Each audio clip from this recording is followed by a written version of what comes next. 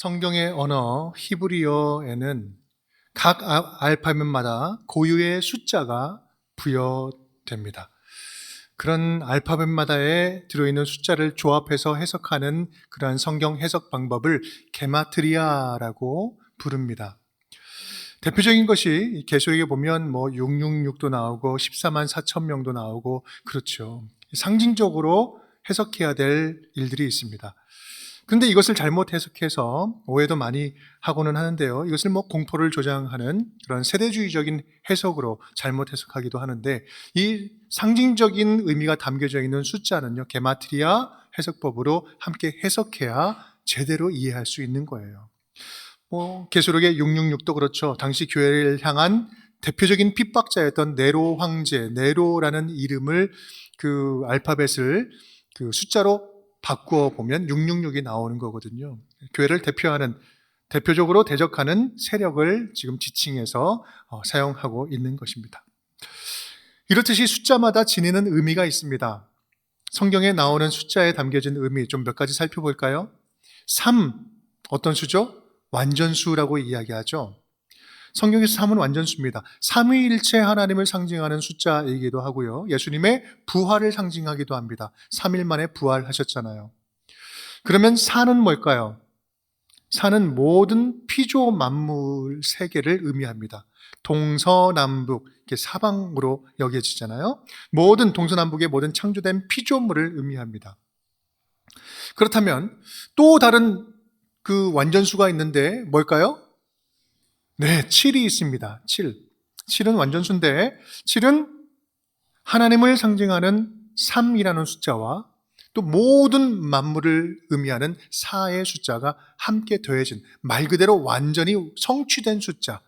그래서 7입니다. 그래서 천지창조, 완성과 안식, 7일째 안식하잖아요.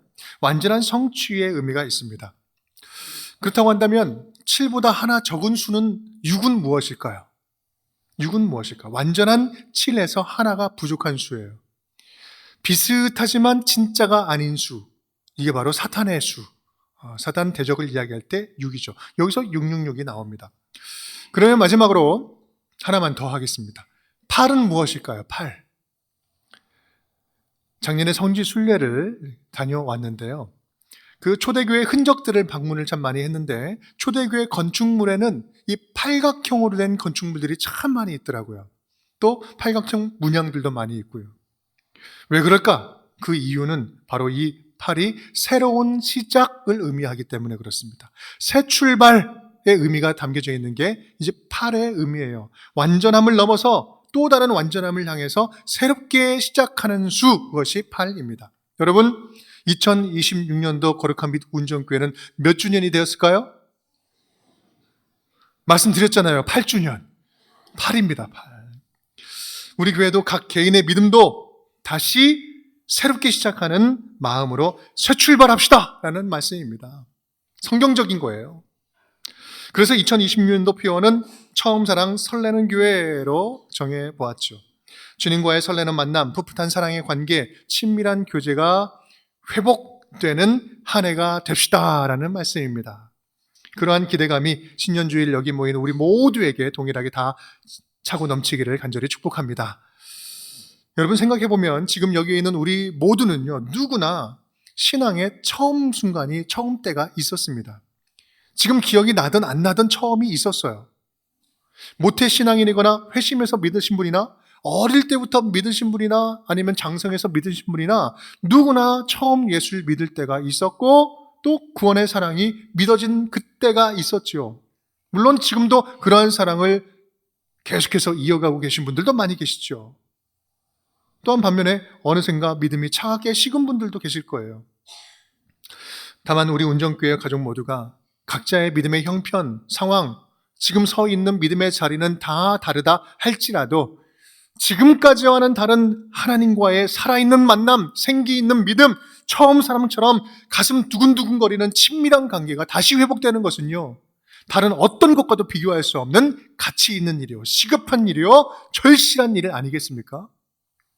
그런 소망과 목적을 가지고 우리 운정교회는 2026년도 한 방향에 집중하면서 함께 나아가 보고자 합니다. 그 한 방향이 무엇이냐면 바로 말씀이에요. 말씀. 태초부터 함께 하셨던 말씀, 그 말씀이 육신이 되어서 우리 가운데 거하시는 예수 그리스도, 그 예수님과 동행하도록 우리에게 주신 성경 말씀, 그 말씀이 우리에게 있기에 우리의 믿음이 다시 생기를 회복할 수 있는 소망이 우리에게 있는 거 아니겠어요? 우리에게 성경 말씀이 있고 성경을 깨닫게 하실 성령님이 함께 하신다면 모든 영적인 부흥과 우리 믿음의 성장의 준비는 이미 다 끝난 겁니다.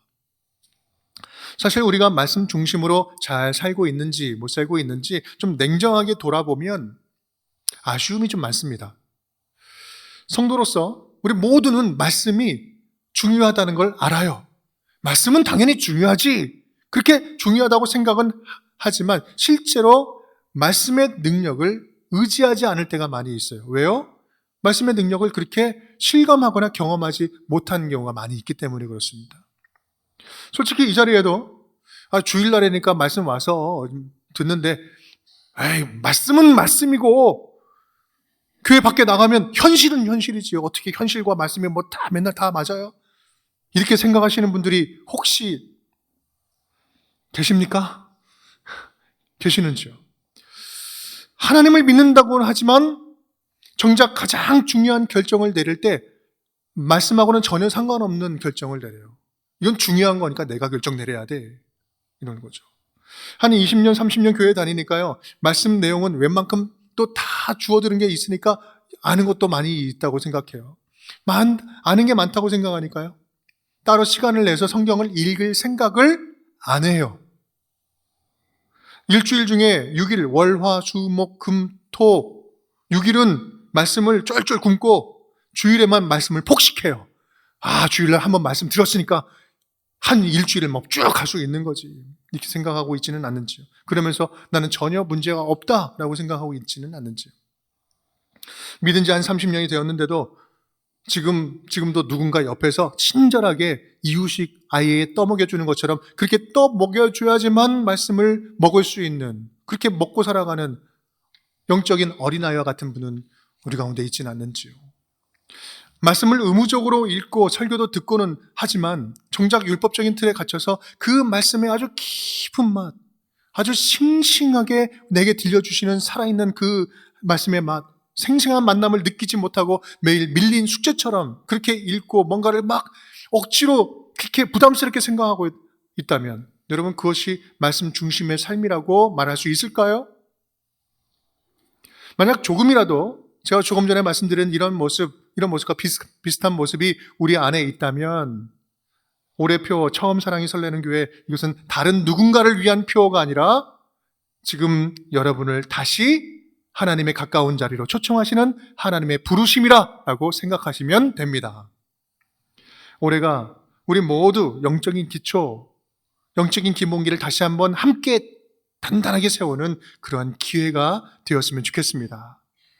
그런 의미에서 앞으로 우리가 함께 나아갈, 우리 운전교회가 함께 한 방향으로 나아갈 그런 목표를 한 6가지 정도로 제가 짧게 정리를 좀 해드리도록 하겠습니다. 첫 번째는요, 말씀의 자급자족입니다. 말씀을 자급자족하자는 얘기예요. 어린 아이들도요, 여러분 한 3, 4살 되면 어떻게 해요? 밥을 스스로 먹어요, 못 먹어요? 이렇게 떠먹어요. 그게 정상이잖아요. 말씀도 마찬가지 아닙니까? 적어도 스스로 하나님의 말씀을 누군가의 도움 없이 내가 스스로 먹을 수 있어야 되는 거 아니겠어요? 하나님 말씀 먹는 일에 누군가에게 의존하는 게 아니라, 누가 꼭 있어야지만 말씀을 먹는 게 아니라 하나님의 말씀을 스스로 먹고 소화할 수 있는 것, 소화할 수 있도록 훈련하는 것, 너무나 기초적이고 너무나 기본적인 훈련 아니겠어요? 우리 그거 해보자는 거예요. 첫 번째 단계는 들어보니 진짜 그렇네? 내가 주일날 와서 말씀 듣는 걸로 만족하는 것이 아니라 하나님이 주시는 말씀을 내가 스스로 먹을 수 있는 힘이 있어야 되겠다. 마음 먹는 것이 중요합니다. 그러면요, 자연스럽게 방법은 들리게 돼요. 배우게 됩니다. 두 번째입니다. 두 번째, 말씀 묵상의 체질화입니다. 말씀 묵상하는 것을 체질화하자라는 거예요. 말씀을 음식으로 비유하면 묵상이라는 것은요, 천천히 꼭꼭 씹어 먹는 겁니다. 꼭꼭 소화되도록 씹어 먹는 거예요. 여러분, 혹시 이 자리에서 냄새만 확 맡고도 나 음식 다 먹었습니다 이야기하는 분 계십니까? 맛있는 냄새로 끝나지 않잖아요. 먹어야 되는 거죠. 너무 멋진 그 음식 딱 보고 나 봤으니까 먹었다고 생각하시는 분 있으세요? 없죠. 이게 피가 되고 살이 되려면, 먹은 것이 피가 되고 살이 되려면 입에 넣어야 되고요. 이것을 씹어야 되고요. 이것을 소화시킬 수 있어야 돼요. 그럴 때 이것이 진짜 내게 음식이 되는 거죠. 운정교회 성도라면 여러분 말씀 묵상의 여정, 이제 올해 시작되는 말씀 묵상의 여정에 모두가 다 우리 함께 동참할 수 있기를 간절히 바랍니다. 세 번째는요, 말씀 묵상을 어떻게 합니까? 라고 하는 이제 질문이 있을 수 있는데, 여러분 방법론은요, 이제 귀가 따갑게 듣게 될 겁니다. 걱정하지 마십시오. 세 번째, 말씀 통독에 체질합니다. 통독이라는 것은요, 성경 전체를 빠르게 읽는 거죠. 말씀을 먹되 매일매일 지속적으로 먹고 어떻게 먹자? 끝까지 좀 먹어보자라는 거예요. 아니 산의 진미 멋진 코스 요리를 딱 시켜놓고 처음 나오는 에피타이저만 잠깐 먹고 다 먹었다. 계속해서 에피타이저만 먹고 다 먹었다 얘기하면 안 되잖아요. 풀코스로 주시는 하나님의 말씀, 풀코스로 우리에게 주시는 그 맛있는 산의 진미의 말씀을 끝까지 먹자라는 거죠. 주중에는 금식하고 주일에만 폭식하는 것이 아니라 또 내가 좋아하는 말씀만 이렇게 골라서 계속해서 그것만 먹는 것이 아니라 그렇게 먹는 편식이 아니라 말씀을 남김없이 쭉 먹어보자라는 거예요. 네 번째 방향은요, 말씀 나눔의 체질화입니다. 말씀 나눔을 체질화하자. 먹고 소화된 말씀은 함께 나눌 때 선명해집니다. 말씀은 우리가 지금 소속된 공동체 안에서 함께 나눌 때 내가 이해한 게 의미가 분명해지고 더 풍성해지고 점검되는 거예요. 내가 지금 제대로 이해하고 있는지 아닌지를 공동체 안에서 점검할 수 있어요. 그리고 나는 분명히 다 이해했다고 생각하는데요, 말로 해서 뭔가 표현하려면, 쓰고 말로 표현하려면 이게 막 다 엉켜 있는 것을 보게 돼요. 그것을 하나씩 하다 보면 말씀을 선명하게 먹을 수 있게 되고 성장할 수 있게 됩니다. 여러분, 우리 모든 목장들 소그룹과 자치회 모임에서도 말씀을 나누면서 시작하면요, 여러분 100% 그 모임의 질이 완전히 달라집니다. 지금까지의 질도 좋았겠지만 말씀으로 시작하고 기도로 마무리하는 이 말씀이 중심을 딱 자리 잡으면요, 그 안에서 믿음의 성장을 서로 함께 보게 돼요. 왜요? 말씀이 있는 곳에 성령이 함께 하시기 때문에 그렇습니다. 함께 모여서 여러 가지 이야기 나눌 것 많이 있죠. 어디 가면 맛있는 음식점이 있고 더 좋은 거 살 수 있다, 뭐 이야기할 수 있죠. 사사로운 이야기 좋습니다. 그런데 그 이야기 중심이 아니라 말씀 중심으로 모임이 시작되면 우리 공동체는 견고해지고 믿음은 단단해질 수 있어요. 여러분, 그러한 소망을 가지고 말씀 나눔이 기본적으로 체질화되는 우리 한 해가 될 수 있도록 우리 소그룹마다 소속되어 있는 그 그룹 속에서 함께 다짐하고 결단할 수 있기를 간절히 바랍니다. 다섯 번째는요, 말씀 실천의 체질화입니다. 우리에게 담아주신 말씀이 그냥 내 머릿속에, 내 깨달음 속에 고여있거나 멈춰있는 것이 아니라 다른 누군가에게 흘러갈 때 그 말씀은 더 환하게 빛나게 되는 거예요. 더 능력을 발하게 됩니다. 말씀이 전해질 때, 말씀이 흘러갈 때 또 다른 생명이 잉태되는 신비가 일어나는 거예요. 박동소리가 하나만 있다가 누군가에게 전할 때 박동소리가 두 개로 나눠지는 거예요. 두 개가 되는 거예요. 바로 전도가 그렇고요, 하나님 나라 선교가 그렇습니다. 복음을 전하는 일이 바로 그거예요. 여러분, 우리 교회에 우리 세례 받는 분들이 계속해서 늘고 있습니다. 많아지고 있습니다. 얼마나 감사한지 몰라요. 하나님이 가장 기뻐하시는 일이죠. 근데 여러분, 누군가에게 있는 복음이 그냥 그대로 고여있으면 절대로 누군가 회심하고 세례받는 일이 생길 수 있습니까? 아니요. 누군가를 통해서 복음이 흘러가고 공동체를 통해서 예수 그리스도를 만났기 때문에, 그 복음이 흘러가기 때문에 새로운 영적 탄생이 일어나는 거 아니겠습니까? 여러분, 이거 얼마나 감사한 일이에요. 복음이 흘러가는 곳에 역사가 일어납니다. 여러분, 우리 교회가 돕고 섬기는 일, 선교하는 일, 또 복음을 흘려보내는 일, 이 일에 여러분 적어도 한 가지 이상씩은, 2026년도는 여러분 모두 한 가지 이상씩은 꼭 섬기는 일, 복음을 흘려보내는 일에 적극적으로 동참할 수 있기를 간절히 바랍니다. 이게 다섯 번째. 여섯 번째, 여섯 번째는 함께 읽어볼까요? 전교인 말씀 대행진 축제입니다. 이게 무슨 말씀일까? 갑자기 무슨 뜬금없는 말씀일까? 이렇게 생각이 들지 않습니까? 네. 운정교회 온 성도님들이 말씀 안에서 우리가 하나가 되어보자라는 말씀입니다. 올해 2026년도는 온 성도님들이 함께 하나가 되어서 성경 봉헌식을 해보고자 합니다. 여러 가정들, 또 소그룹들, 목장이나 재직부서, 교육부서, 아이들 등 모든 성도님들이 다양한 방법으로 자유롭게 성경 읽기, 성경을 표현하는 것에 참여하는 거예요. 부분 나눠서 계속해서 이어지면 하나의 창세기부터 요한계시록까지 하나의 말씀이 되는 거겠죠. 창세기부터 요한계시록까지 함께 읽고 함께 표현하는 거예요. 방법은 다양하죠. 누구는 내가 어디까지 내가 읽는 걸로 참여하겠습니다. 누구는 어디까지 내가 필사하는 걸로 참여하겠습니다. 누구는 어디까지는 내가 녹음을 좀 해보겠습니다. 어디 소들 공동체는 우리는 함께 한 책에 대해서 그림으로 좀 표현해 보겠습니다. 또 어디는 내가 연극으로 한번 에스더를 한번 해보겠습니다. 그렇게 쭉 연결하면 창세기부터 요한계시록까지 하나의 성경이 쭉 우리 모든 성도님이 함께 참여하는 성경 통독이 될 수 있잖아요. 이것이 바로 전교인 말씀 대행진, 이거 한번 해보자는 거예요. 그래서 부활절에는, 우리 부활절 오후에는 함께 모두 모아서 성경 봉헌식을 하나님께 영광 올려드리는 겁니다. 여러분, 이게 하는 목적은 단 하나입니다. 뭐냐면 우리 성도님들, 우리 운정교회 성도님들 모두가요, 말씀을 사랑하는 것을 좀 체질화합시다. 말씀을 너무 멀리하고 있지 않는지, 말씀을 가까이 하는 것을 좀 체질화하자. 그 말씀, 이것이 목적이에요. 여러분, 하나님의 말씀 보는 것은요, 성도님들에게 부담스러운 숙제가 아니에요. 우리의 영혼을 살게 하는 최고의 양식, 영혼의 밥 아닙니까? 올해 함께 읽어가는 행복한 축제에 적극적으로 여러분 많이 동참해 하시기를 간절히 바랍니다. 분명히 그 과정 속에서 서로의 믿음이 자라는 것을 서로 확인하게 될 것입니다.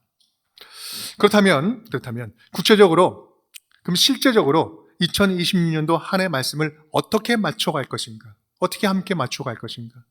어떤 본문으로 묵상하고 나누고 함께 적용하고 또 주일 설교를 이어갈 것인가? 지금까지 해온 것처럼 우리 매일 성경이라는 규칙에 매일 성경의 본문을 그대로 함께 해 나갈 것입니다. 근데 올해 좀 다른 것은요, 개인적인 묵상은 물론 소그룹 그리고 예배 말씀도 함께 맞춰갈 거예요. 주일 설교 말씀도 이 묵상하는 모든 본문과 함께 결을 같이 해서 함께 맞춰갈 겁니다. 그래서 안과 밖으로, 소그룹과 대그룹 안에서 말씀을 풍성히 함께 이어가기를 소망하면서 나아갑니다. 지금까지는 시리즈 설교로 이렇게 갔었는데 이제는 그렇게 하지 않고 주일 설교도 묵상 본문에 함께 맞춰서 갑니다. 그래서 주일 설교의 은혜를 많이 받으려면 여러분 묵상을 쭉 함께 해나가시면 곱절로 하나님의 풍성한 은혜가 넘치게 될 줄 믿습니다.